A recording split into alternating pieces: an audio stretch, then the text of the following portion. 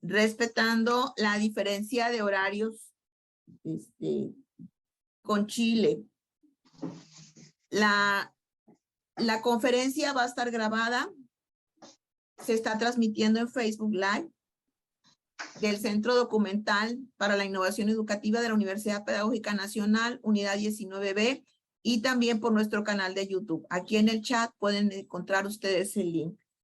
Sin más, de mi parte, que nuevamente agradecer, cedo el uso de la voz a la doctora Verónica Sigli, que nos va a presentar a nuestra conferencia de hoy. Hola, buenas tardes. Me da muchísimo gusto que todos ustedes se hayan tomado este tiempo para estar aquí. Y muchas gracias a la doctora Janina Muñoz por su generosidad de estar aquí con nosotros y su gran disposición de compartir con nosotros sus conocimientos. Ella es, y eso se tiene que decir de entrada, es una de las referencias más importantes en el trabajo social postcolonial o decolonial.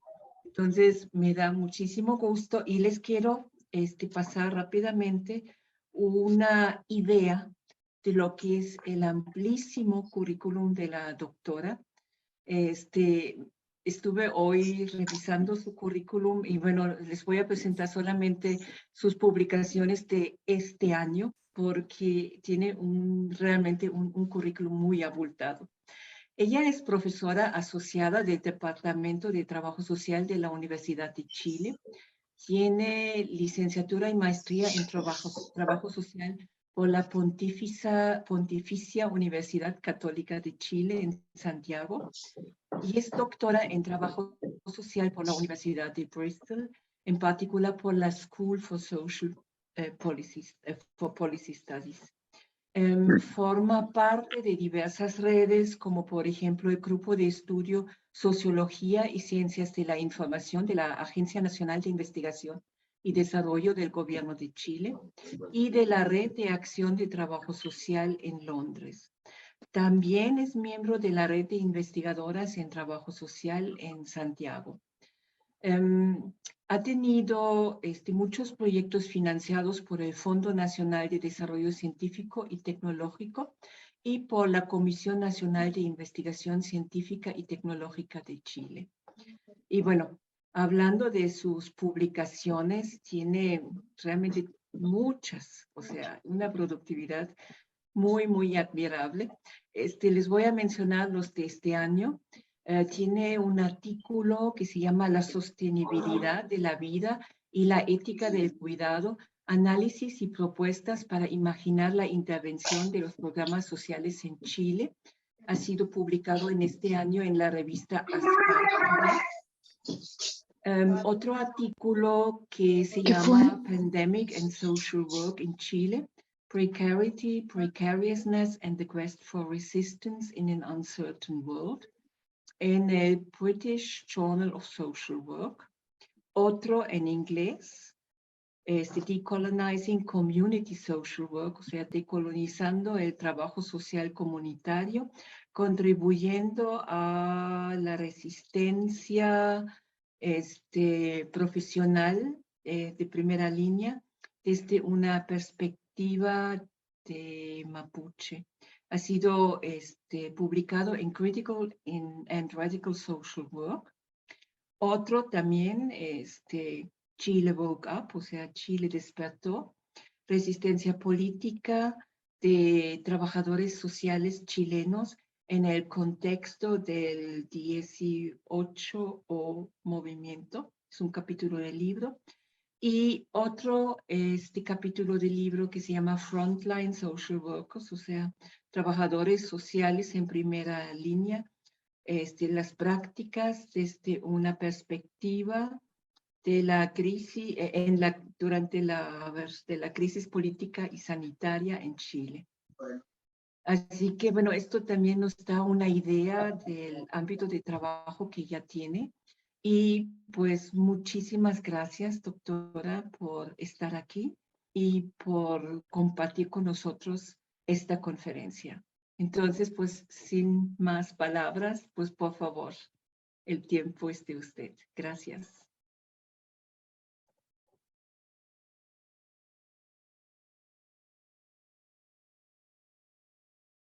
Doctora, adelante.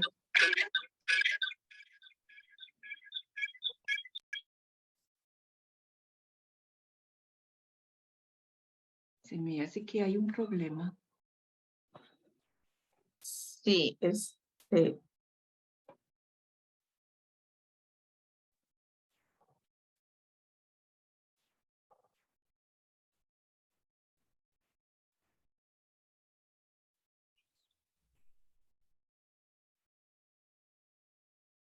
Yo creo que la hemos perdido. Creo que ahí volví. No, aquí está. Bueno, adelante. Perdón, tuve una falla en el internet de mi casa, pero me estoy conectando desde mi teléfono. Espero que eso funcione bien. Muchas gracias, primero que todo y que nada, agradecer la invitación de Verónica y bueno, de todo su equipo de trabajo. Estoy muy contenta de poder estar compartiendo esta tarde con ustedes, ¿Ya? porque sé que les apasiona y les interesan temas muy cercanos a lo que yo estoy Ya está comenzando. Sí, está comenzando, correcto. trabajando y creo que podemos ahí hacer algo entretenido. Tal vez pedirle a las personas que administran la plataforma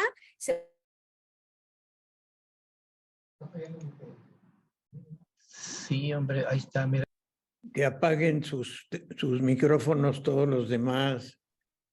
en estos Sí. espacios. Así que no. Así que bueno, muchas gracias por eso y como les contaba, para mí es muy interesante también contarles lo que yo he trabajado, pero también escucharles a ustedes desde sus experiencias, reflexiones, ¿cierto? A propósito de esta introducción conceptual y metodológica a lo decolonial, ¿ya? Bueno, para comenzar voy a compartir la pantalla porque traje una presentación que obviamente después yo se las puedo compartir también para que ustedes la difundan, no hay ningún problema con eso. Y como decía recién Verónica, cuando me presentó, ella decía que yo tenía muchas publicaciones, pero debo aclarar que todo eso ha sido con mi equipo de trabajo. He tenido la suerte de organizar un equipo de trabajo que nos basamos en la colaboración y en el trabajo conjunto y que nos ha resultado bastante bien, ¿ya? Entonces, también es por eso que hay tanta cosa publicada, de lo contrario sería imposible. Y bueno, lo que yo les voy a presentar acá recoge muchos de esos trabajos. En el fondo, todos esos trabajos están vinculados por una interrogante que tiene que ver con cómo hacemos intervención profesional. Como ustedes saben, yo soy trabajadora social, trabajo en un departamento de trabajo social, pero la línea de trabajo a la que yo me dedico dentro de ese espacio es a intervención social, ¿ya? Es decir, cómo hacemos cosas para transformar el mundo. De eso, entonces, podríamos decir que es el nodo central del trabajo y a partir de ahí lo que yo exploro son perspectivas, enfoques, modelos, ¿cierto?, de intervención en lo social. ¿Sí? Entonces, así, analizando eso, es que llegué a las perspectivas decoloniales, que son lo que le voy a presentar hoy día, ¿ya? Entonces, voy a partir, ¿cierto?, con la presentación. ¿Se ve bien ahí? ¿Ven la presentación? ¿Sí? Perfecto. Sí, doctora. Bueno, contarles que estoy en Santiago de Chile, acá en mi casa con mis hijos, con mis gatos en este momento, así que puede haber alguna interrupción también por ese lado, pero bueno. ¿Cuál es la idea de esto? Primero, creo que es bueno partir por la idea de intervención social, antes de meternos en la discusión sobre lo decolonial, ¿ya? Porque, claro, vamos a hablar de intervención social desde la perspectiva decolonial, pero la primera pregunta entonces es ¿qué es una intervención social? Para el trabajo social, que es de donde yo vengo, la intervención social es su principio explicativo, es una profesión que se dedica a intervenir lo social. Pero yo creo que todas las profesiones intervienen en lo social, más allá de que lo expliciten o no. Es decir, con el trabajo que todas las profesiones hacen, algo de lo social cambia o se mantiene, ¿no?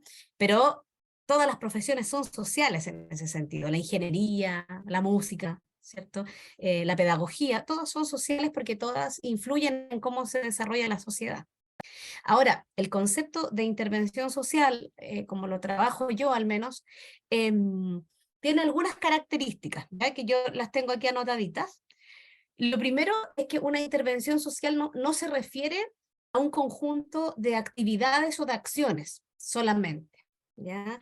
No es sinónimo de hacer cosas, más bien, como entendemos intervención social en el lugar donde yo trabajo, en mi equipo de trabajo, es como un proceso que está situado, que está construido epistemológica y políticamente, es decir, tiene preguntas a la base respecto de qué es la realidad y cómo queremos que esta realidad sea, ¿ya? O sea, cuando decimos un proceso epistemológicamente construido, significa que hay ciertos supuestos respecto de cómo nos aproximamos a lo real, entre comillas, ¿ya? Cómo se construye el objeto, entre comillas, el objeto sobre el cual queremos intervenir, ¿ya?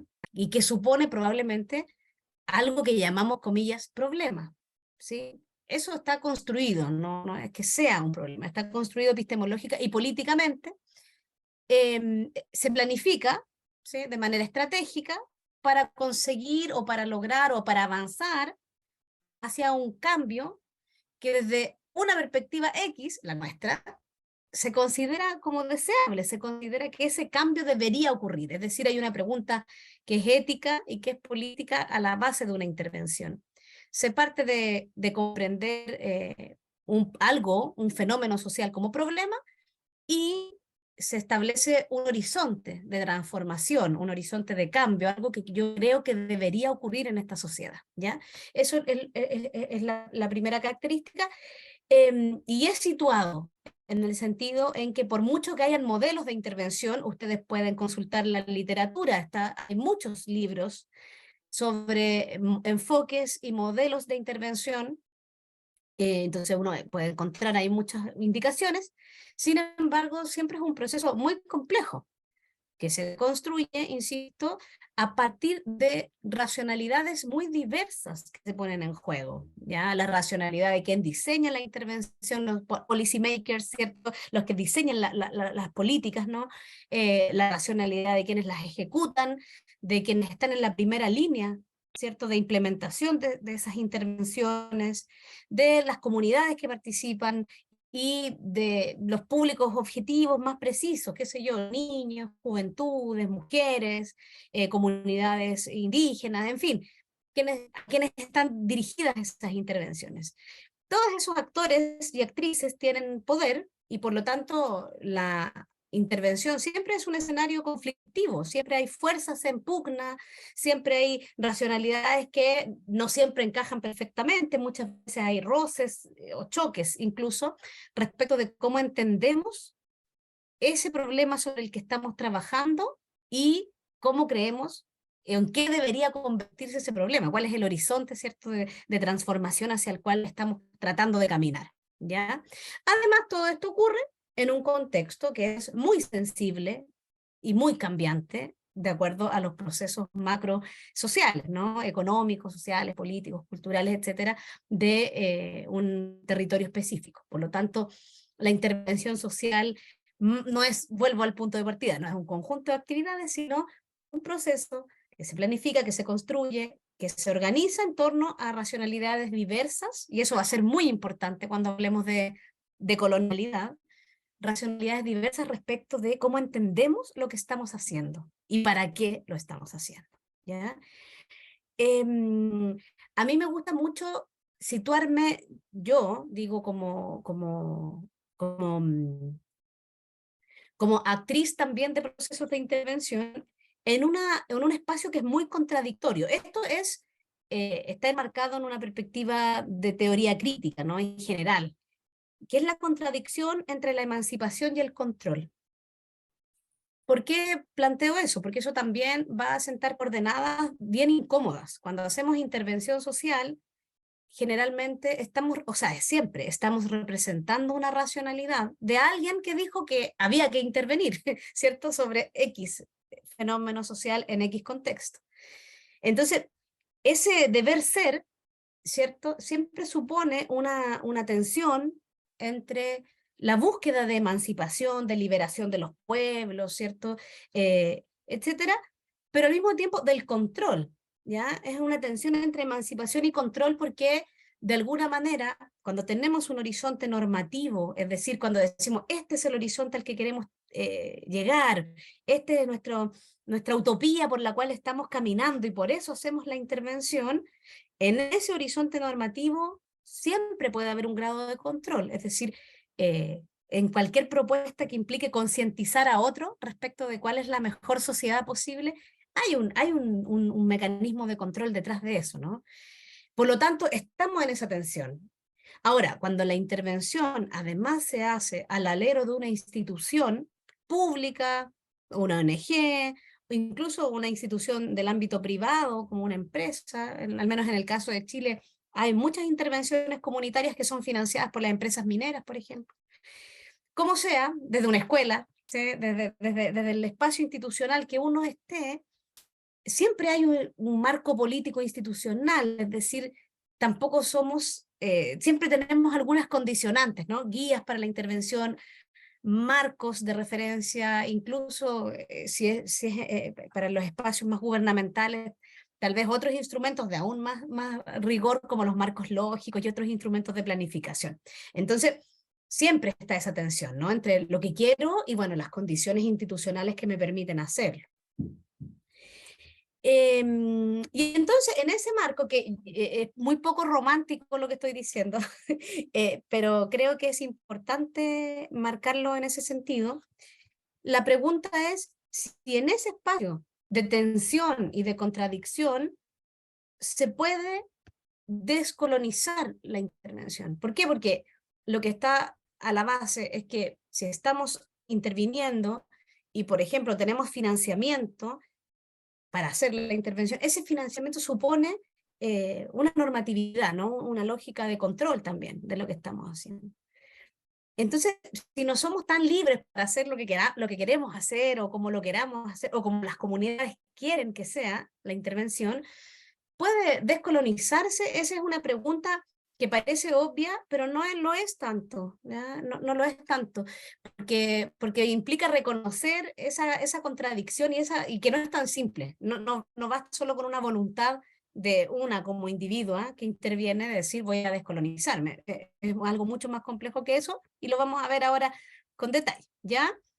Pero otra cosa, antes de meternos a se puede descolonizar la intervención, creo que es muy importante poder distinguir ciertos conceptos. ¿Ya? A propósito de esta presentación, lo que busca es una introducción conceptual y metodológica, vamos a partir por lo conceptual. ¿Ya?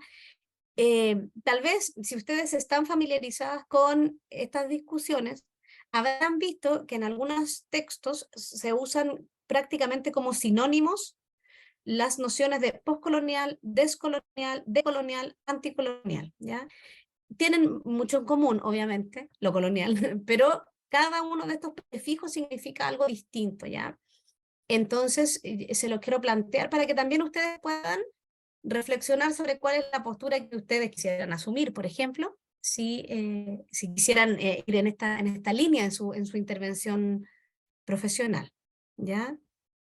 Lo primero es decir que postcolonial es una noción que se usa mucho más en el norte de África, en Asia, en India, ¿ya? Porque tiene que ver con el trabajo intelectual de pensadores, a la luz de lo que pasa en el momento en que se retiran las colonias, principalmente inglesa, holandesa, ¿cierto? Francesa, de estos territorios. ¿Sí? Piensen ustedes que en India este momento en que se retira el Imperio Británico es relativamente reciente. No es como en nuestros países de América Latina, que esto ocurre, ¿cierto?, en el año 1800, ¿sí?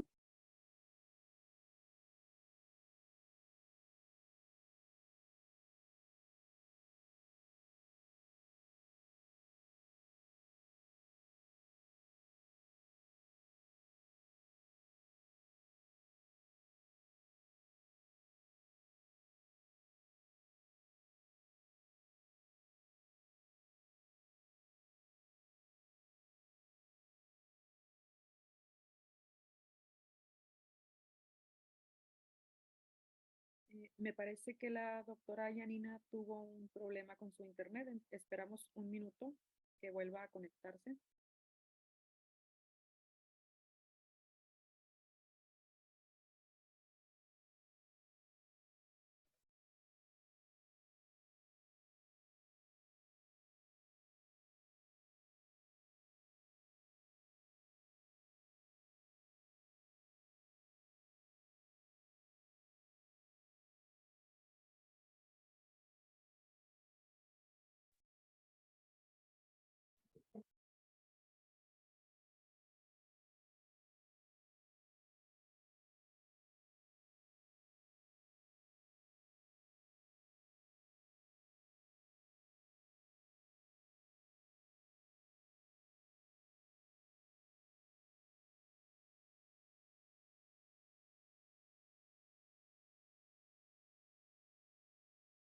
Hola, ¿me escuchan ahora?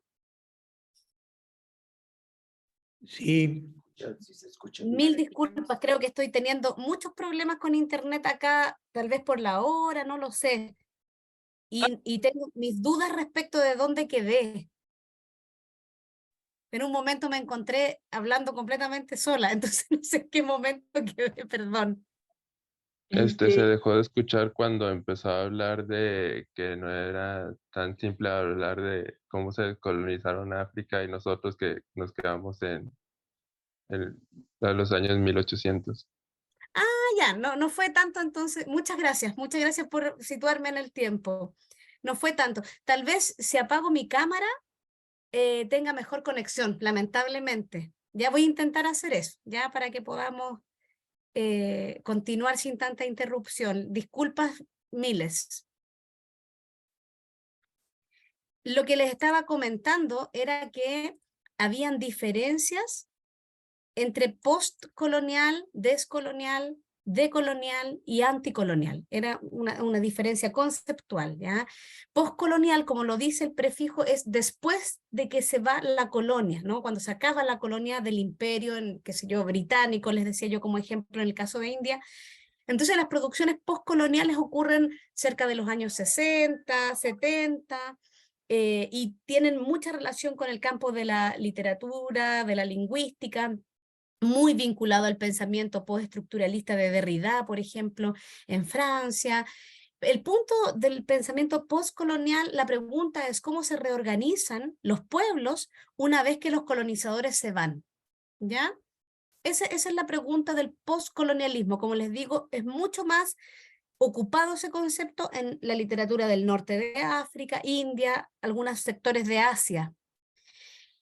Descolonial significa, tiene que ver con una consigna que es mucho más política en el sentido de erradicar la colonia de un territorio. Entonces, descolonizar obedece a una lógica, primero, de reconocimiento que la colonia todavía está presente en el territorio, ¿ya? Hay colonización todavía.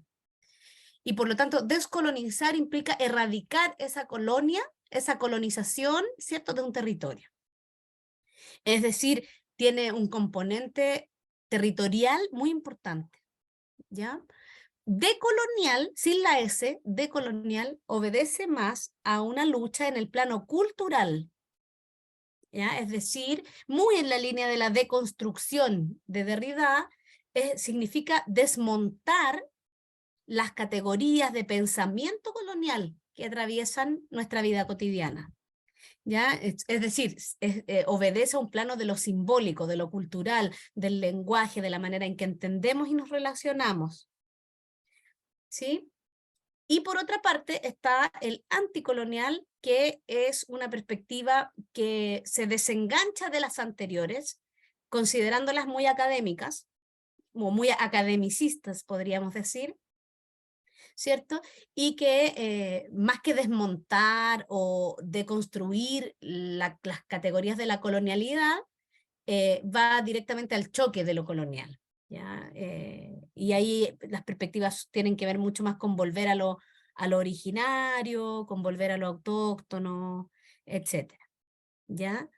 Ahora, por ejemplo, conversando de estas cosas en la red de estudios de coloniales de trabajo social y en otros espacios, conversándolo, por ejemplo, con colegas argentinas, ellas me planteaban que usaban la idea de descolonial a propósito de que todavía las Malvinas están invadidas, ¿cierto?, colonizadas por Inglaterra.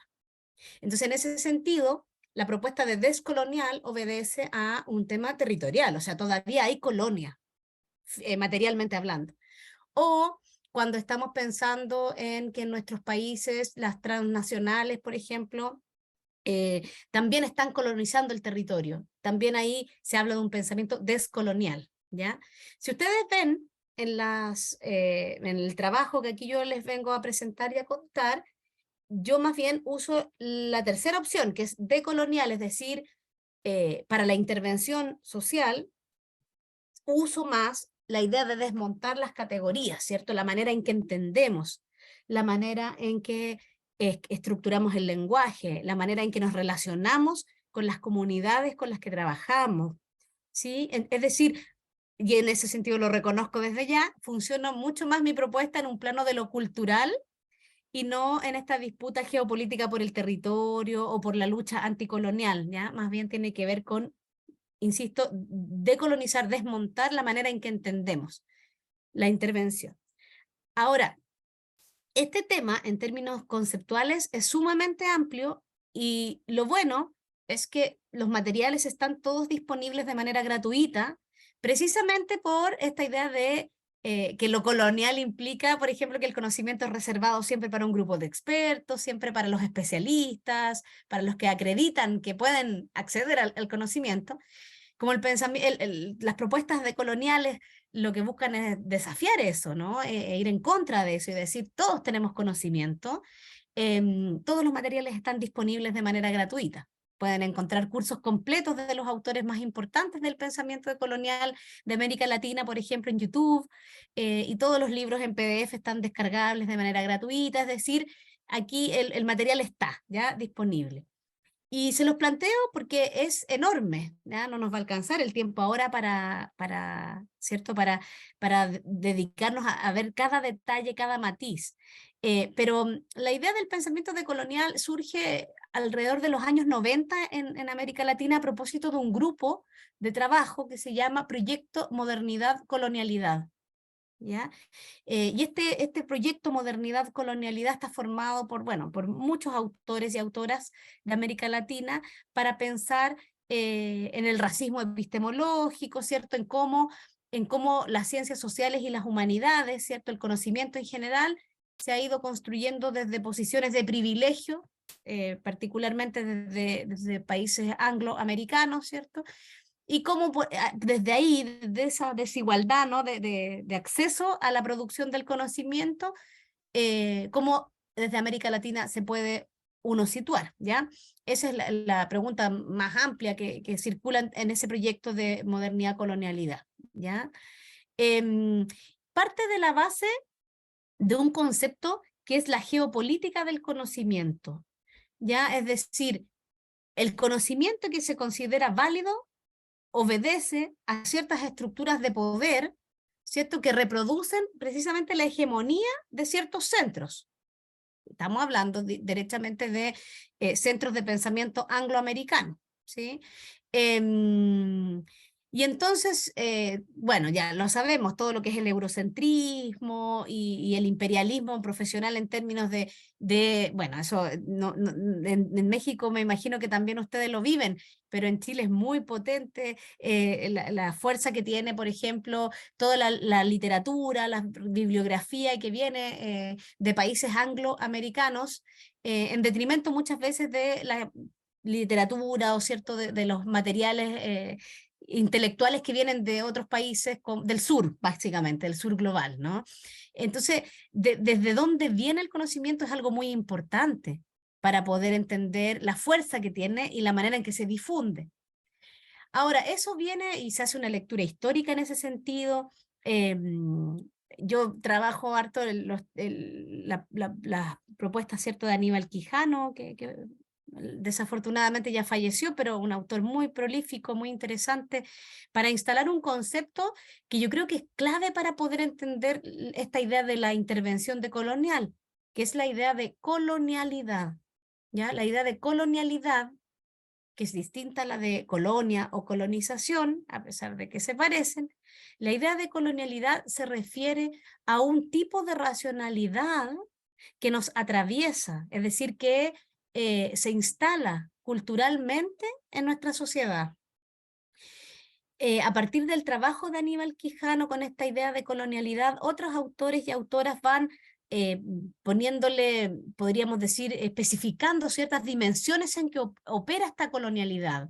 Entonces se plantea la colonialidad del saber, que es de la que estamos hablando, es decir, ciertos saberes son considerados legítimos porque obedecen a la lógica de la colonialidad, lo que viene de ciertas universidades, en ciertos idiomas, etc.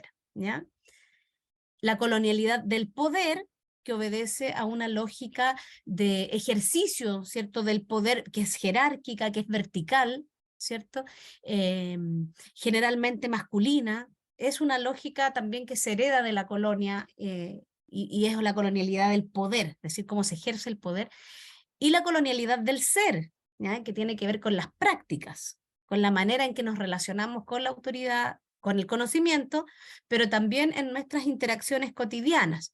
De ahí hay una autora que es María Lugones, una autora feminista decolonial, que va a agregar una dimensión que es la colonialidad del género, ¿no? Que podríamos decir es parte de la colonialidad del ser y que tiene que ver con cómo los sexos, ¿cierto?, tienen que comportarse de acuerdo a cierta normativa colonial que permite la reproducción primero de la colonia y luego del capital, ¿no?, podríamos decir. Es decir, hombres a lo de hombres, mujeres a lo de mujeres, tener hijos, estar en casa, etc. Ahí también hay una lógica de colonialidad que tiene que ver con el eurocentrismo, con el capitalismo y también, obviamente, con la ética protestante y la tradición judeo-cristiana, finalmente, que también está a la base de este eurocentrismo, ¿no? Entonces, bueno, son conceptos que uno, como les digo, son enormes. Esta es una literatura súper grande en la cual profundizar y que ahora no tenemos tanto el tiempo porque tenemos que ir a lo metodológico, ¿cierto? De cómo ponemos en juego estas categorías cuando hacemos intervención. Entonces voy a pasar un poquito más rápido aquí porque esto se los había comentado, pero las claves de esta idea de colonialidad, ¿ya?, siguiendo lo que planteaba Aníbal Quijano, ¿cierto?, y otros autores que han seguido trabajando sobre la idea de colonialidad, se basan en el epistemicidio, es decir, en la aniquilación de toda forma de conocimiento que no provenga desde estas geopolíticas del conocimiento. Frantz Fanon habla de las zonas del ser y del no ser, es decir, todo lo que es, todo lo que existe, todo lo que es visible, lo que tiene voz, lo que es legítimo, versus lo que no, ¿ya? Lo que está invisibilizado, silenciado, oculto, y por lo tanto no existe, ¿ya? Es decir, todos los saberes tradicionales, todas las culturas originarias, todo lo que no pasa por el mundo académico, etc. Y entonces, desde esta perspectiva de colonialidad del saber está la idea de la universalidad del conocimiento. Ese es un gran problema, ¿no? Cuando hacemos intervención, porque tiene que ver con que asumimos que ciertas categorías son para todo el mundo iguales y que lo que tenemos en nuestra cabeza, ¿cierto?, sobre lo que es el bien común, sobre lo que es el horizonte de transformación, como si eso fuera algo universal, ¿ya? Y por supuesto, si estamos actuando desde esta idea de colonialidad, hay una distinción en estas zonas del ser y del no ser que planteaba Frantz Fanon, superioridad e inferioridad, ¿ya? Intelectual, donde siempre van a haber patrones dominantes que son los patrones del capitalismo. ¿Sí?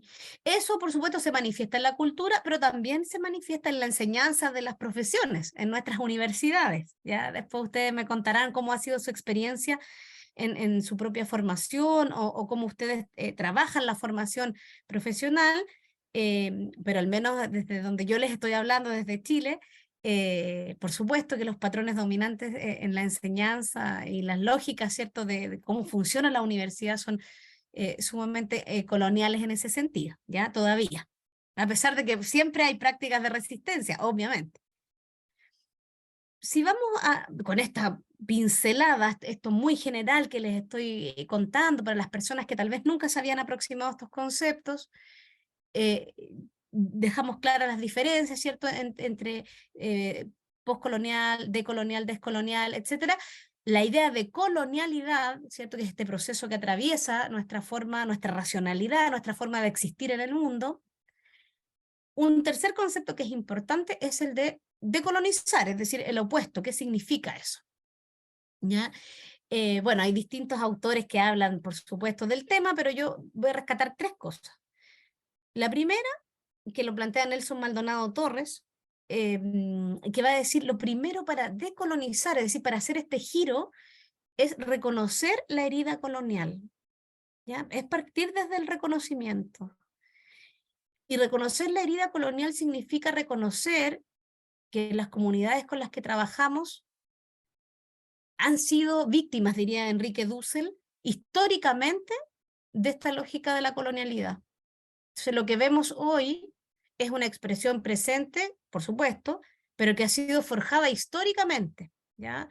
Qué sé yo, por los procesos de desposesión, de acumulación por desposesión, como dice David Harvey, de extractivismo, ¿cierto?, de explotación de la naturaleza, etcétera. Entonces, lo que tenemos hoy día cuando trabajamos con poblaciones, ¿cierto?, pueblos originarios o poblaciones que han sido tradicionalmente marginadas del desarrollo, lo que tenemos es una herida colonial muy profunda, muy antigua, que tiene más de 500 años, ¿ya? Eso es lo primero, en términos macro, pero en términos micro también esa herida también está en nosotros, en nuestra propia construcción de subjetividad, por el racismo del cual podríamos eventualmente haber sido víctimas, por, qué sé yo, la colonialidad del género que muchas veces nos ha sometido, tanto a varones como a mujeres, ¿cierto? Del deber ser, ¿cierto? Y de esa carga, de la organización del trabajo, en esta lógica de la colonialidad del poder, del autoritarismo que hemos tenido en nuestros pueblos de América Latina, en fin. La herida colonial está, ¿ya? Y eso es lo primero que uno, para decolonizarse, tendría que reconocer. Lo segundo, y ahí tomo la idea de María Lugones, que es esta filósofa que también, desafortunadamente, también falleció, si no me equivoco, el año 2020, es la idea de práctica. A mí me gusta mucho ese concepto que ella usa, porque va a decir, decolonizarse significa tanto hacer un giro, un cambio en la racionalidad que tenemos, en la forma de pensar, pero esa forma de pensar tiene que manifestarse en la práctica, no puede ser solo una declaración de principios, ¿sí? De hecho, en su último libro, no sé si es el último libro, al menos el último libro que yo me compré de ella, que se llama Peregrinajes, María Lugones parte diciendo en el prólogo que nunca más va a escribir de cosas que ella no practica, de cosas que ella no hace, que no está viviendo en primera persona. Entonces, eso también es muy importante en el giro decolonial, ¿ya? Porque implica poner en práctica todo este cambio que se supone que estamos haciendo en términos de las categorías con las que entendemos el mundo. ¿Y cuáles son esas categorías con las que entendemos el mundo? Y ahí voy a tomar algunas de las propuestas de Walter Miñolo, otro autor importante del pensamiento decolonial, que son al menos estas cuatro. Incompletitud, o sea, es para decolonizar cualquier proceso educativo, pedagógico, médico, de intervención social, de lo que sea, tenemos que partir de una premisa. ¿Ya? Esta premisa es que siempre estamos incompletos. ¿Sí? Que no somos seres terminados, entre comillas. Es decir, que lo que tiene el otro, el conocimiento que porta el otro, a mí me hace ser más completa. Entonces, necesito de ese otro que es distinto, que tiene otra cultura, que tiene otra racionalidad. Ese es el primer principio. El segundo es la interdependencia, que se desprende del anterior, es decir, no soy un ser autónomo, esa idea de que el individuo puede sobrevivir solo y que puede, ¿cierto?, forjarse su propio destino en su proyecto individual si se esfuerza, que es la base de la competencia y del individualismo tan esencial, ¿cierto?, en este momento de capitalismo neoliberal que vivimos. se desarma, ¿no? En esta propuesta de lo decolonial, porque en verdad nos reconocemos desde la vulnerabilidad, desde la necesidad de los otros, y de que por lo tanto somos interdependientes unos de otros. Muy relacionado obviamente con eso es la reciprocidad, ¿cierto? Y la colaboración. Estos 4 principios para decolonizar cualquier proceso, como les decía, los plantean distintos autores, no solo Walter Miñolo, pero además hay que decir algo, son la base de muchas de las filosofías de los pueblos originarios, no solo de América Latina, sino de otras partes del mundo también, ¿ya? Entonces, es bien interesante eso, porque lo que implica decolonizar es, de alguna manera, yo les decía, desmontar las categorías, ¿cierto? Como desarmar la manera en que habíamos entendido el mundo y cuál era el conocimiento legítimo y cómo se ejercía el poder y cómo nos comportamos en sociedad y cómo ejercemos el género. Y entonces lo que hay que hacer para decolonizarse es desaprender esa manera individualista, ¿cierto? Esa manera individualista, competitiva, orientada, ¿cierto?, al logro, al éxito individual, etcétera, para volver a estos principios, ¿no? De interdependencia, reciprocidad, colaboración, etcétera, etcétera. Suena, no sé si sencillo, pero de sentido común. El punto es que hacerlo en un proceso de intervención, por mucho que tengamos esta convicción, no siempre es tan fácil, precisamente por los marcos político-institucionales que, valga la redundancia, enmarcan la intervención. Entonces, en los minutos que me quedan, les quiero dar un ejemplo, porque ahí vamos a pasar, ¿cierto?, a lo metodológico, que es la segunda parte que me habían pedido las compañeras, que es esta idea de... Yo lo que les quiero mostrar acá es una intervención social en contexto mapuche, que es un pueblo originario que habita el sur de Chile y de Argentina, y cómo un equipo que hacía intervención social, una intervención social financiada por el Estado, ¿sí? Pudo hacer este giro decolonial, ¿no? No exento de problemas, obviamente, pero con un esfuerzo que fue bien interesante.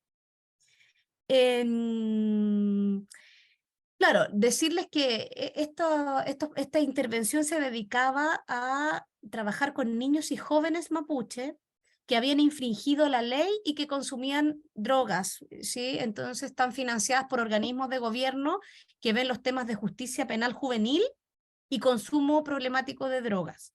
Los modelos de intervención de estos 2 organismos gubernamentales son conductuales, ¿ya?, de la psicología conductual, del enfoque del riesgo social del Banco Mundial, es decir, de organizaciones supranacionales, ¿ya? Totalmente eurocéntrico, totalmente coloniales en ese sentido.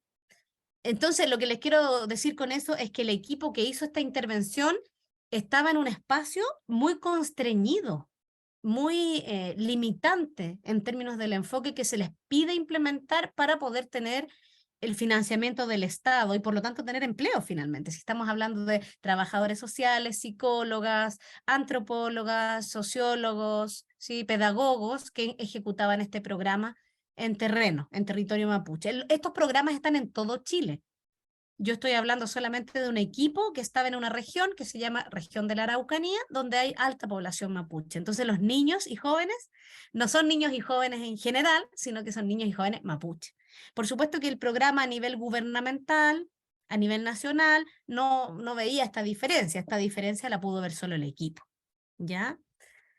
Y lo primero que surge aquí es una incomodidad del equipo profesional, una incomodidad de decir, este programa que estamos implementando, esta intervención que nos manda el gobierno, no es apropiada en el contexto en que estamos, no es apropiada para los niños y jóvenes mapuche. De ahí parte, y parte también de una creencia, la creencia en la discreción profesional, es decir, que tenemos todos un margen de maniobra para poder dotar de contenido las intervenciones que hacemos.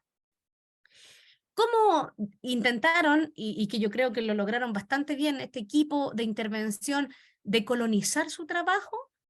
Primero parten ellos de la constatación, ¿cierto?, de que la cultura la relación entre cultura y poder estaba totalmente invisibilizada en la intervención. Es decir, asumir que los niños y jóvenes con los que trabajaban provenían de la cultura mapuche y que por lo tanto estaban en una posición, ¿cierto?, donde históricamente el Estado de Chile había ejercido violencia institucional contra el pueblo mapuche.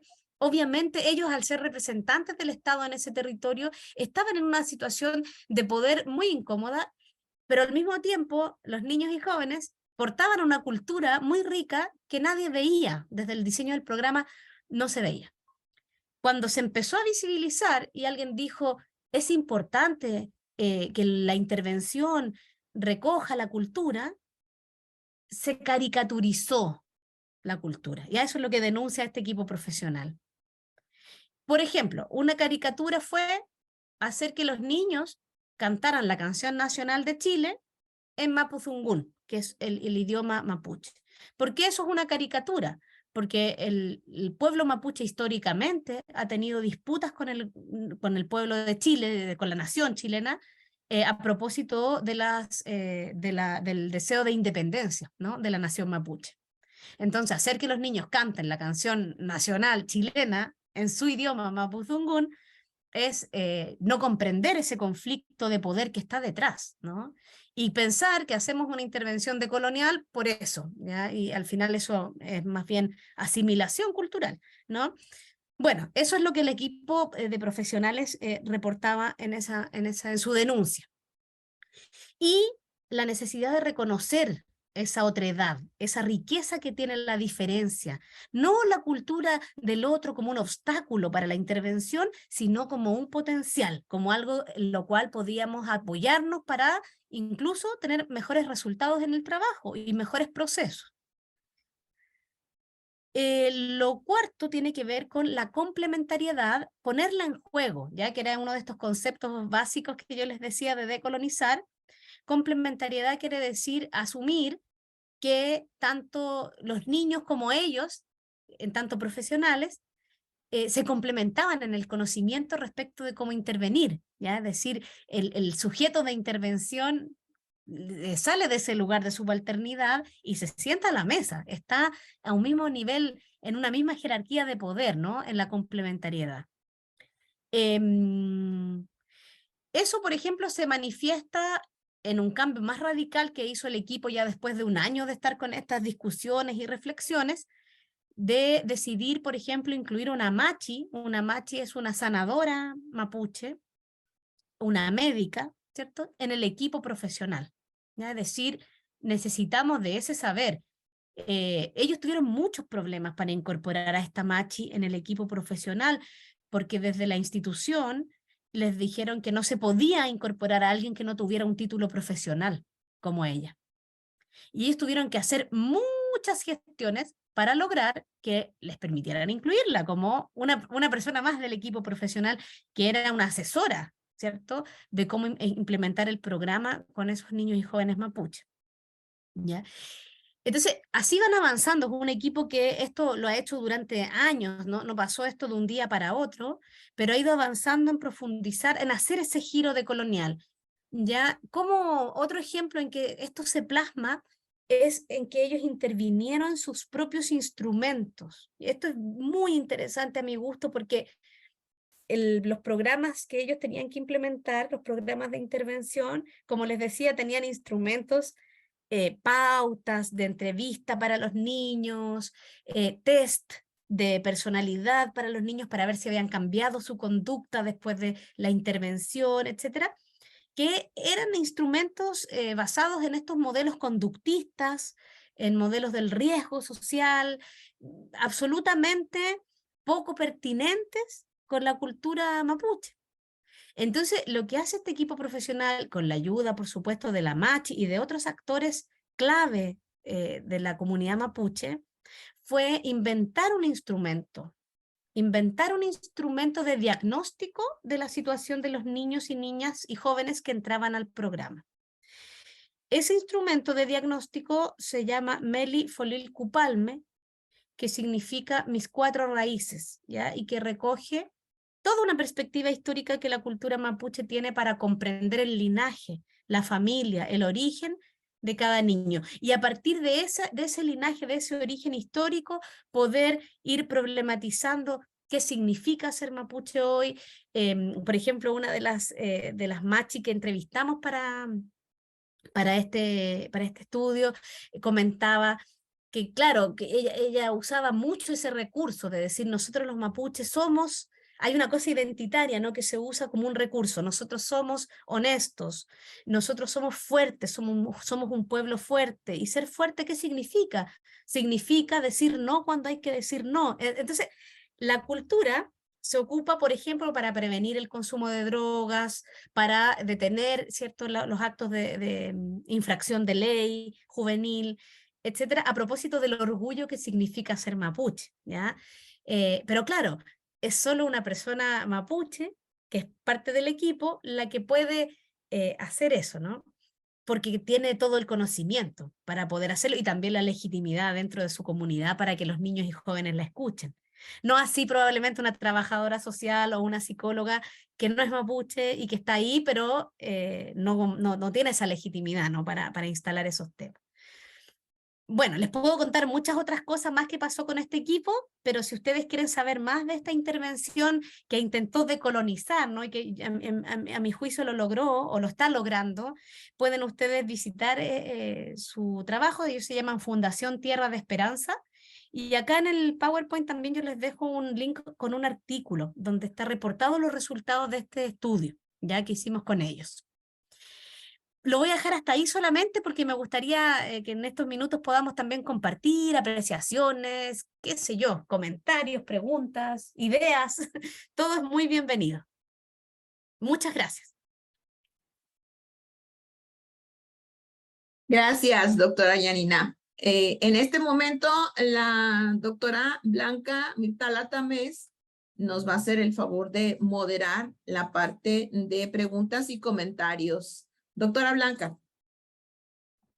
Muchísimas gracias. Buenas tardes a todas, a todos, a todes. Y bueno, la verdad, un gran placer, escuchar a nuestra colega Yanina Muñoz. Muchísimas gracias realmente por compartirnos pues gran parte de esto, de todo tu conocimiento, de tu experiencia, además, en esta particularidad, bueno, en esto que nos compartes en la última parte, en nuestra intervención. Deja muy en claro entonces desde dónde y además, bueno, lo que demanda una intervención, ¿no? Precisamente decolonial. Qué interesante, o sea, esta forma en que logran ir en términos de ese reconocimiento de la otredad, de su propia cultura, para, pues esto, ¿no? Avanzar en términos de justamente desde ahí y con ello prevenir en torno a las adicciones. Muy interesante, repito, y bueno, gracias por tu generosidad. La verdad, bueno, todavía no identifico aquí preguntas, pero si alguien quisiera abrir el micrófono para hacer algún planteamiento o preguntar algo, o bien ponerlo en el chat, como ustedes prefieran, mientras se anima alguien. Bueno, por supuesto te está felicitando, bueno, está con nosotros, de hecho, Silvana Martínez, también vi aquí a Paula y algunas otras más de nuestra red que están acompañándonos. Muchas gracias a todos los que están aquí, a todos los que están por acá. También hay muchísima gente de México, por supuesto, colegas, estudiantes, investigadores, bueno, que están muy interesados en el tema. Y bueno, mientras alguien se anima, no sé si alguien ya levantó la mano, a mí me gustaría un poco, bueno, te voy a hacer una pregunta. Me parece sumamente interesante, repito, cómo lo planteas. A mí me gustaría, si nos pudieras hablar un poco sobre cómo es que justamente estas lógicas conllevan a que las diferencias se constituyan en procesos de deshumanización. Si nos pudieras hablar un poquito de eso, bueno, también sí, a lo mejor lo podemos conjuntar aquí la doctora Verónica Siglin quiere participar, adelante, y no sé si hay alguien más también para que pueda, para que podamos juntar 2 o 3 preguntas y que le demos el espacio Ok, muchas gracias, Blanca. Muchas gracias, Janina. Me parece nuestra ponente. absolutamente súper interesante lo que has presentado. Y mira, tengo una pregunta. Nosotros, por ejemplo, igual aquí en México, hay una gran consideración hacia los pueblos indígenas como pueblos que tienen un saber que es distinto al saber, digamos, de la sociedad mestiza. Y hay una apertura hacia este saber, al igual que ustedes en relación a los saberes de los mapuches. Sin embargo, parece ser muy distinto cuando uno trabaja con comunidades mestizas. A esas comunidades pobres, marginadas, mestizas, no se les da el bonus de un saber cultural particular hacia donde uno se tendría o se podría abrir, sino yo creo que ellos incluso sufren aún todavía peor los estragos de este colonialismo.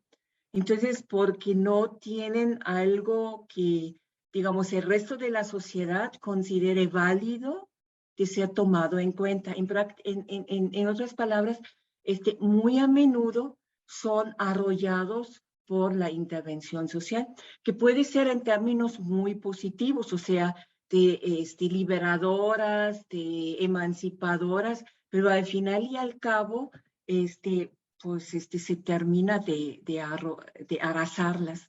Entonces, ¿cómo ustedes se acercan a esta problemática en comunidades pobres que no sean indígenas? O sea, que justamente están, digamos, en la escala social, a lo mejor están en el escalón más bajo. Gracias.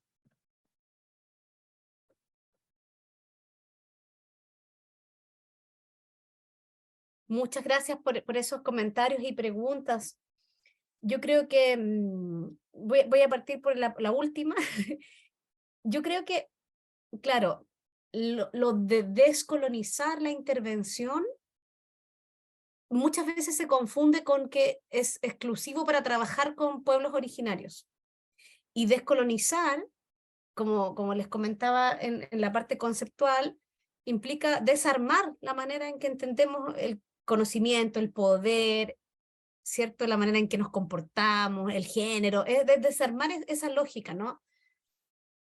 Y eso opera en todos los planos de la vida. Como dice María Lugones, es en todos los planos de la vida y con todos los seres que nos rodean, y ni siquiera solo los seres humanos, ¿sí? Con todos los seres vivos, ¿cierto? Incluso seres inertes como la naturaleza, pero que también están vivos, ¿no? Perdón, no son inertes, son seres vivos también, pero que son inanimados, eso quise decir.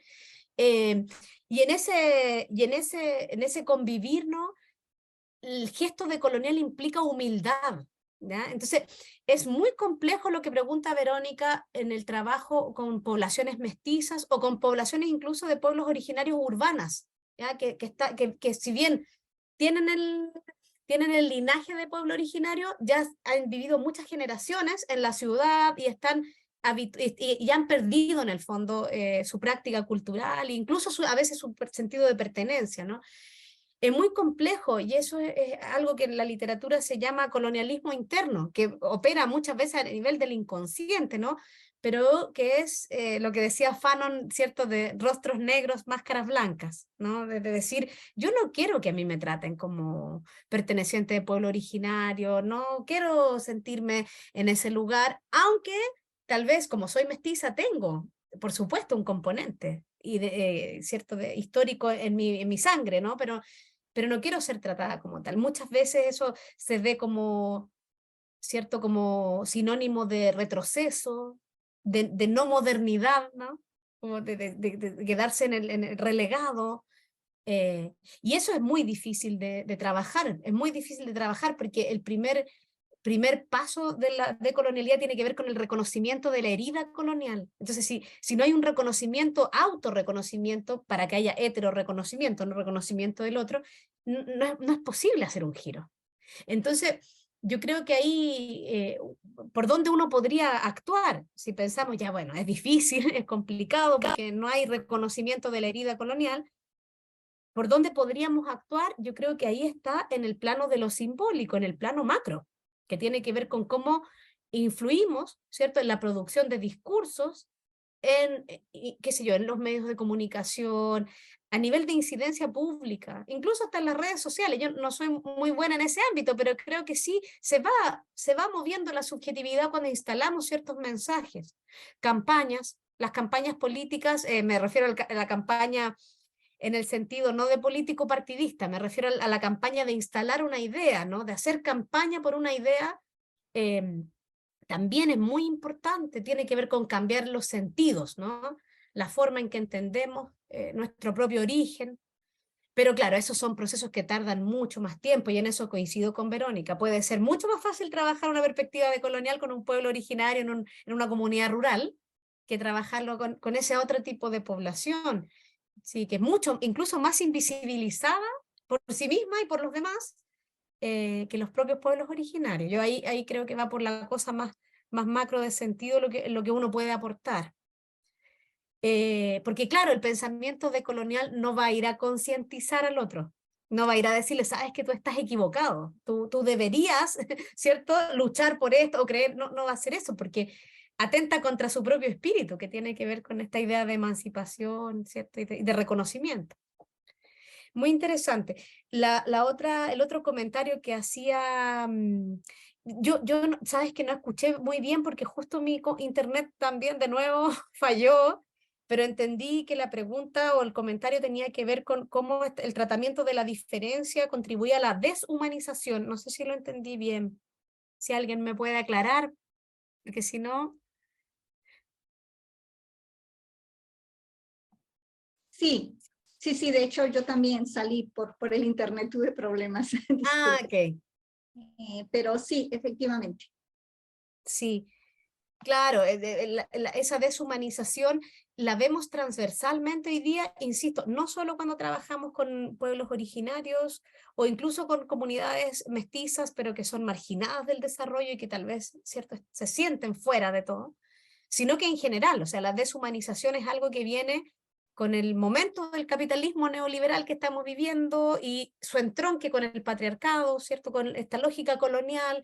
Entonces, lo deshumanizado tiene que ver con la competencia, con que como individuos podamos sobrevivir en este mundo y ojalá ganarle al otro, ¿no?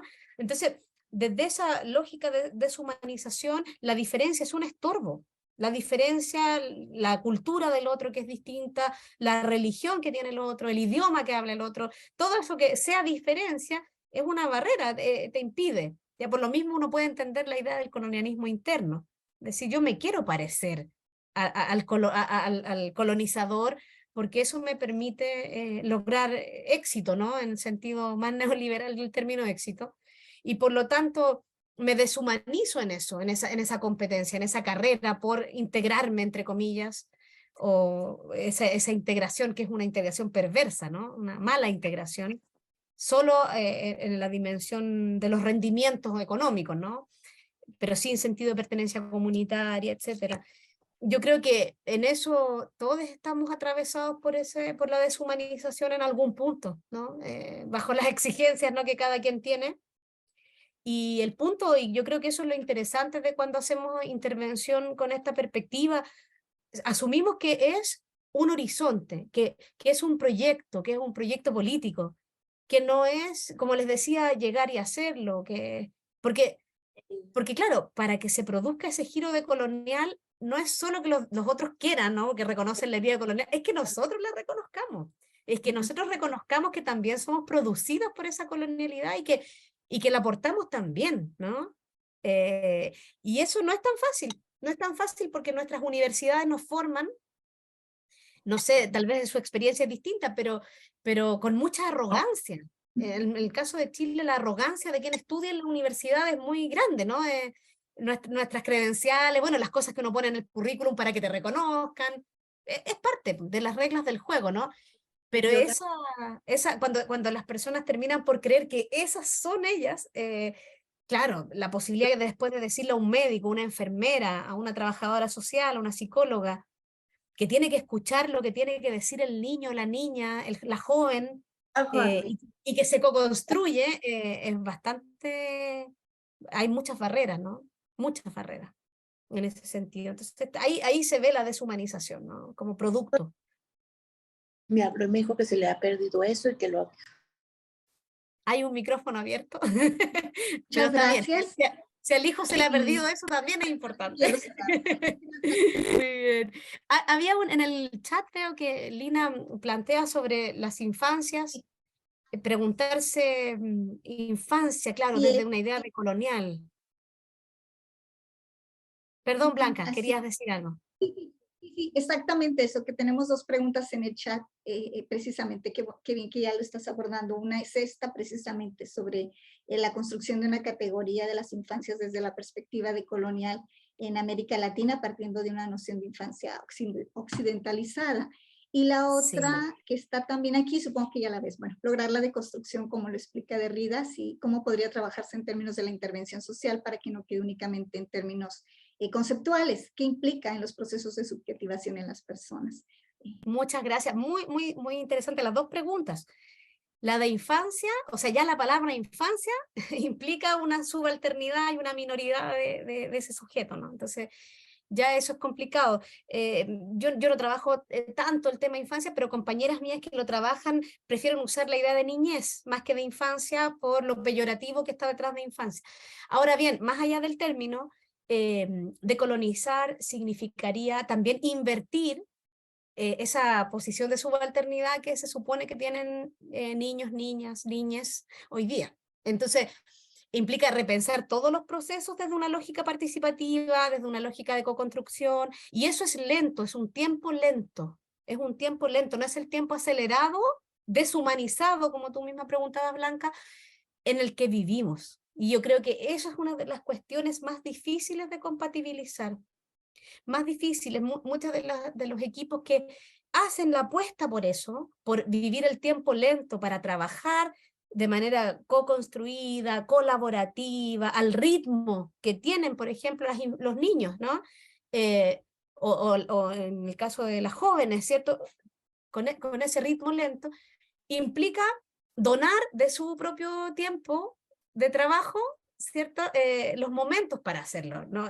Y ahí entramos en otra discusión que tiene que ver con, claro, con hasta qué punto es trabajo, hasta qué punto es militancia, cómo esas militancias, ¿cierto? Porque creo en la causa de la descolonización y eso implica un tiempo lento, también redunda, ¿cierto?, en autoexplotación, en fin, uno podría abrir toda esa otra línea, ¿ya? Pero yo creo que, claro, lo primero para pensar las infancias desde una perspectiva descolonial es invertir esa lógica que es muy adultocéntrica también, ¿no? Que va de la mano de todo lo colonial, ¿no? Así que ahí hay muchísimo que hacer en ese sentido. Y sobre deconstrucción en Derrida, bueno, con unas colegas argentinas, bueno, aquí aprovecho de saludar a las colegas argentinas que también han venido a este espacio, que tenemos un grupo de trabajo muy interesante, bueno, muchas colegas con las que hemos trabajado harto juntas.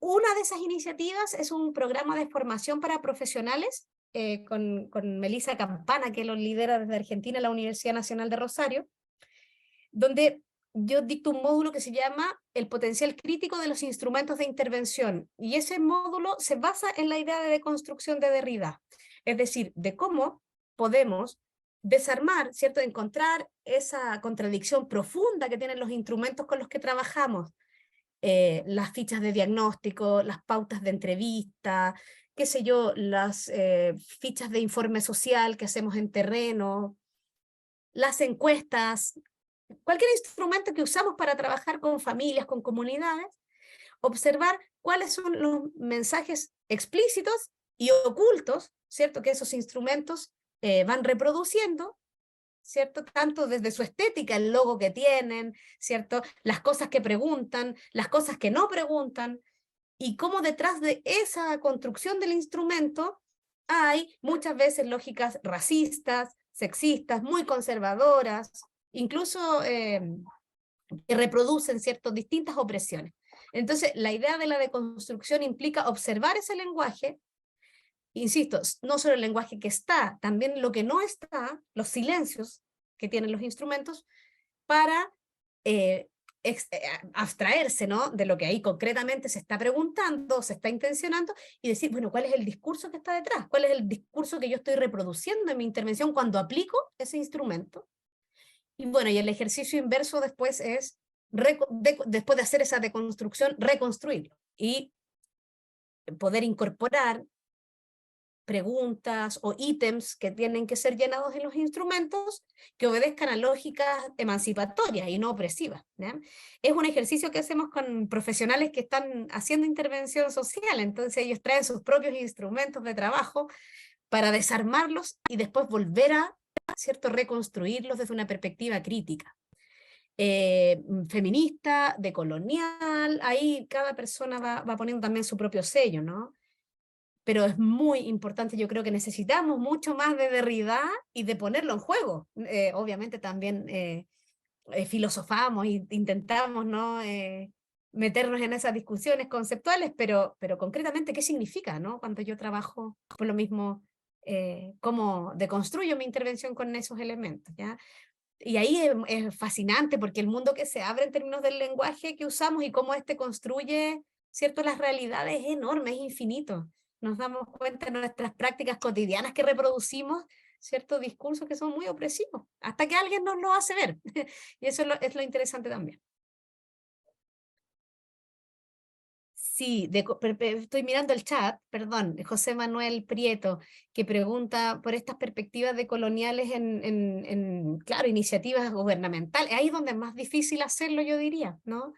Y eso precisamente lo desafiante, hacerlo desde instancias que son muy constreñidas, que no te dejan espacio y tú igual intentas darle la vuelta, ¿cierto? Y decolonizar.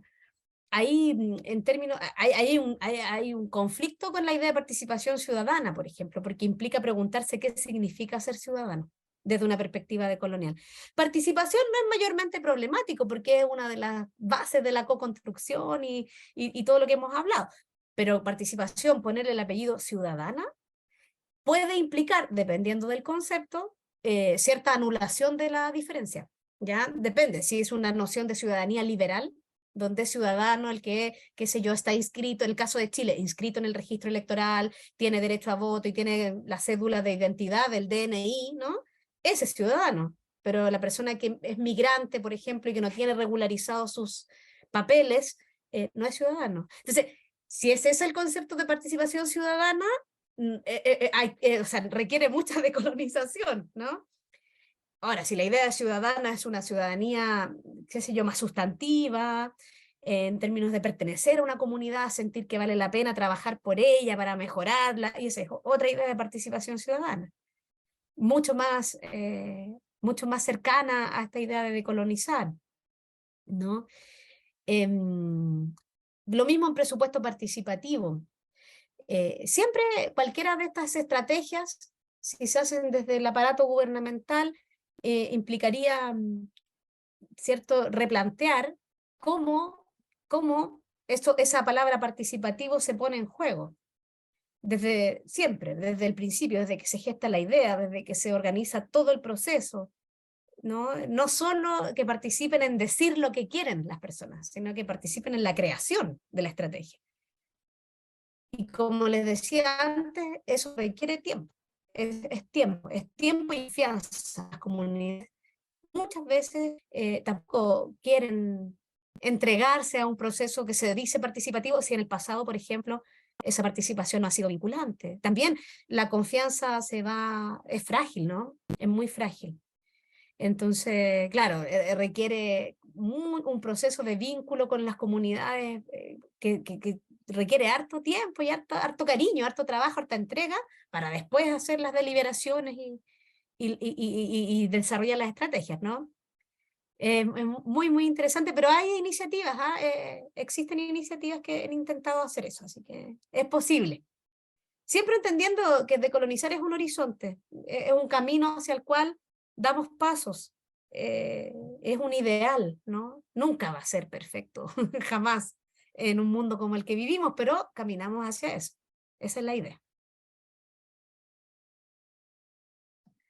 Sí, muchísimas gracias realmente, porque nos das mucha luz, das una serie de elementos muy relevantes, muy ricos para la reflexión, para cuestionarnos en términos de los procesos. Como bien dijiste, se trata en la intervención social de construir, co-construir, ¿no? Procesos y que resultan complejos.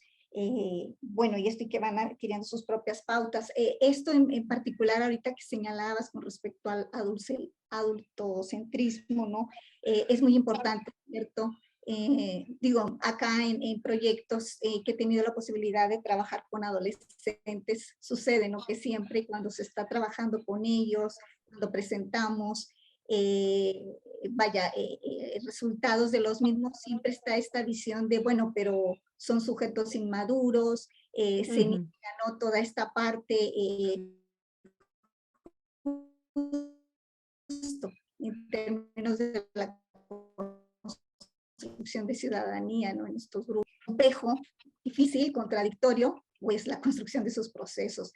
Entonces, con todo esto que nos presentas, realmente, repito, te lo agradecemos, ha sido un enorme placer escucharte y nos dejas de verdad muchísimos elementos, repito, para la reflexión, para el análisis, para seguir intentando construir, ¿no? Desde ese horizonte precisamente. Entonces, te agradecemos enormemente que hayas aceptado la invitación, que hayas sido tan generosa de compartirnos tu experiencia y demás. Bueno, me parece que había un poco esta cuestión de que te estamos haciendo desvelar porque en Chile son 3 horas adelante, qué pena, pero veo a alguien aquí con la mano levantada, si gusta abrir el micrófono y bueno, adelante para ir cerrando. Buenas tardes, buenas noches allá, doctora Yanina. Primero que nada, muchas gracias por compartir con nosotros este conocimiento y esta experiencia. Como lo mencionaba hace un momento, esta idea de la decolonización tiene que ver con el formar una mejor sociedad a partir de lo valioso que somos cada uno de nosotros. Que de repente en las dinámicas en las que estamos inmersos y más las personas que como la mayoría de nosotros tenemos una cierta preparación, una cierta formación, un bagaje que traemos de las instituciones en las que estamos, es complejo y hasta cierto punto complicado. Pero el primer paso importante es precisamente conocer las implicaciones de este proceso y empezar a pensar de manera crítica sobre lo que nosotros mismos hacemos y la influencia que tenemos sobre los demás, porque de una forma u otra tenemos cierto impacto. Al escucharla, contestar las preguntas, particularmente la parte de la participación ciudadana, me hizo reflexionar mucho sobre el impacto que tienen las campañas publicitarias a la hora de insertar una idea. Y particularmente en México, no estoy segura, muy posiblemente en Chile y en algunos otros países también lo sea, los medios de comunicación están teniendo un impacto muy fuerte a la hora de que una idea se entiende de cierta manera y se va compartiendo. Y esto puede ser muy bueno a la hora de que, por decir, favorece la visibilización de toda la situación de los feminicidios o de los diferentes derechos a los que ciertos grupos tienen derecho, pero también a la hora de insertar ideas que van permeando y se van colocando que no necesariamente son lo que se esperaría, porque siempre está esta parte de, bueno, el para qué lo estamos haciendo, o el qué tipo de sociedad queremos formar. Y aquí también, muy interesante, y ahí es donde iría mi pregunta, esta parte de formar equipos interdisciplinarios donde desde el propio conocimiento cada uno tenga una participación y ayude a entender una situación y tratar de transformarla. Desde su experiencia en este trabajo, ¿qué características se deben de considerar o se pueden considerar a la hora de formar estos equipos interdisciplinares para actuar en un contexto? Muy buena pregunta, Mireya. En otro proyecto trabajé lo de prácticas interprofesionales, que es como los profesiones distintas trabajan juntas. Y lo que podría decir yo es que las jerarquías de opresión que vemos en la sociedad también se reproducen en los equipos de trabajo. Los equipos de salud mental, por ejemplo, las profesiones biomédicas siempre suelen tener una jerarquía, ¿cierto?, de legitimidad mayor que otras profesiones, o si son varones quienes ejercen esos cargos de, por ejemplo, médicos, psiquiatra, ¿no? Ahí hay cosas que tienen que ver, jerarquías de opresión que tienen que ver con el género, con la clase. En el caso de Chile, es muy importante la universidad donde la persona estudió, porque eso habla de la clase social a la que pertenece, las oportunidades que tuvo. En otro momento les puedo contar cómo funciona el sistema educativo en Chile, pero bueno, ustedes sabrán que es la cuna del neoliberalismo, ¿no? Entonces, el origen social está muy marcado no solo por el color de tu piel, sino también por dónde estudiaste en la universidad y el apellido que tú tienes. Y además a eso agrégale las diferencias sexogenéricas. Entonces, si uno tiene todas esas jerarquías de opresión, el trabajo interdisciplinario del que tú hablas, para que sea inter, requiere simetría de poder. Y cuando hay tantas jerarquías de opresión y tanta estigma, desigualdad entre las profesionales, imagínate que estamos hablando de personas que ya tuvieron oportunidad de estudiar, pero aún así entre esas personas hay jerarquías de desigualdad, es muy difícil que haya trabajo interdisciplinario. Para que haya interdisciplina, como cualquier cosa inter, uno requiere simetría en el poder. De lo contrario, lo que se tiene es subordinación de ciertas profesiones con respecto de otras, ¿no? Y eso no es inter. Ahora, hay otro concepto muy interesante, porque, bueno, tú me preguntabas por los requisitos. O sea, el primer requisito es la humildad hermenéutica, ¿sí? Asumir lo que planteaba en la presentación, que siempre estamos incompletas, que el conocimiento que portamos nunca está terminado, siempre estamos aprendiendo. Pero por otro lado, también se requiere que estemos seguras de lo que podemos aportar, ya por lo que les planteaba recién. Si solo asumimos que no sabemos y que estamos incompletas, es fácil que estemos en la posición de subalternidad frente a otras disciplinas, sobre todo quienes somos mujeres, etc. Entonces es la humildad, pero también la seguridad de que estoy aportando, hago yo también un aporte que es diferente, no es el mejor ni el máximo, pero es un aporte diferencial. Ahora, hay un otro concepto que eso te quería comentar porque creo que es bien interesante para esta discusión, que es el concepto de transdisciplina. Transdisciplina, y que es muy, lo trabajan mucho los autores de pensamiento decolonial. Transdisciplina implica traspasar las fronteras de lo disciplinar, como lo dice su nombre. Entonces, no es solo que profesionales de distintas disciplinas trabajen en conjunto, de manera complementaria y en simetría de poder, donde cada uno aprende del otro y viceversa, en reciprocidad, maravilloso, sino que el conocimiento se entiende como algo que trasciende las disciplinas académicas y que entonces la voz de las comunidades, de niños, ¿cierto?, de las mujeres con las que trabajamos, de las escuelas, de nuestros estudiantes, en fin, también son conocimiento legítimo. Es decir, no tienes que portar un título universitario para tener voz. Es lo que pasó en el ejemplo de intervención que les comentaba recién en la presentación. A ese equipo le costó que les permitieran, entre comillas, que la machi, que no tiene estudios formales, pero porta mucho conocimiento, entrara al equipo y fuera tratada como un igual y recibiera un salario, porque no tenía título profesional. Ahora, eso es transdisciplinario, es decir, la universidad es muy importante, pero no solo la gente que va a la universidad y tiene un título profesional tiene conocimiento. Y ese es un gesto decolonial muy, muy importante. Ahora, lo que se plantea desde esta perspectiva es que eso tiene que ser genuino. También pasa mucho en proyectos o en intervenciones donde incluyen a alguien, como esta machi que yo les decía, la sanadora mapuche, solo para que parezca que nos decolonizamos, pero en verdad sigue con un lugar de subalternidad o está solo ahí de presencia, pero no está aportando sustantivamente porque no se le reconoce al final, ¿no? Entonces, claro, el gesto decolonial tiene que ser un gesto genuino, y eso es difícil porque implica que los profesionales tienen que ceder poder y tienen que reconocerse también en esta humildad que, como comentaba antes, es difícil. Hay mucha arrogancia en ese sentido, entonces claro, hay que ceder un poco para que el otro tenga, entonces ahí es complicado. Pero no es imposible, yo creo que hay muchos profesionales que están desde esa apertura cognitiva, desde esa humildad, aportando y con harto compromiso. Yo creo que también así se van formando el acumulado de aprendizaje, ¿no? Así que bueno, gracias Mireya, muy, muy interesante la pregunta. No, al contrario, gracias a usted. Y se trata esta parte de construir juntos ese ideal que queremos. Tal vez lograr decolonizar todos los procesos a nivel macro va a ser o sea, va a ser difícil y es hasta cierto punto una utopía. Pero si logramos hacerlo en las esferas donde nosotros nos movemos, tal vez a largo plazo podamos lograr algo más.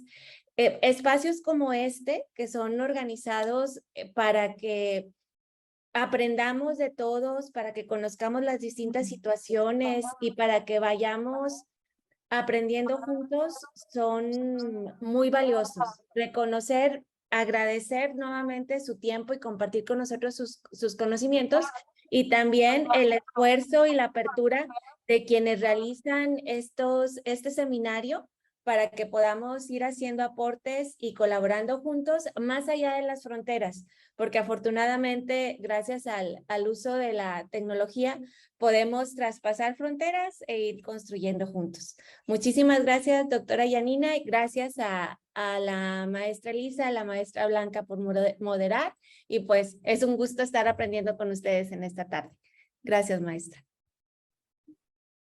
Muchas gracias a ustedes, muchas gracias por haberme considerado y bueno, feliz de seguir participando en otras instancias, así que les mando un abrazo ahí desde el sur, desde el polo sur. Bueno, no estoy tan en el polo sur, pero desde el centro del sur. Un gran abrazo a todas para allá. Sí, muchísimas gracias. Yo me sumo también a las felicitaciones y otra vez a todo el equipo que está organizando este seminario, a todas las autoridades de la Universidad Pedagógica Nacional, la doctora Verónica Siglin, de verdad que sí, ha resultado un espacio particularmente enriquecedor y bueno, particularmente en este caso, doctora Yanina Muñoz, muchísimas gracias por todo lo que nos ha compartido el día de hoy y repite por todo lo que nos deja para la reflexión y para el análisis. Ha sido un gran placer y esperemos pronto volver a dialogar. Eso, muchas gracias Verónica, Blanca, bueno y a todas las que están acá. Muchos cariños. Gracias, profesora. Muchas gracias. Un abrazo. Nada más para comentarles que la doctora Mireya Chapa es la responsable del área de investigación en la Subdirección de Desarrollo Magisterial de la Secretaría de Educación en nuestro estado. Y agradecemos mucho su presencia, sus aportes y pues tenemos un reto acá, doctora Yanina, en el marco de la nueva escuela mexicana, en relación precisamente con muchos de los conceptos que usted ha comentado hoy. Por eso estamos aquí, muchos docentes también. Muchas gracias a todos. Ha sido un placer. Buenas noches. Buenas Hasta noches. pronto. Buenas noches, gracias. Hasta pronto. Gracias, maestra Elisa. Hasta luego. Hasta luego. Gracias, doctora Buenas noches. Mireya. Pero un abrazo Gracias. para todos.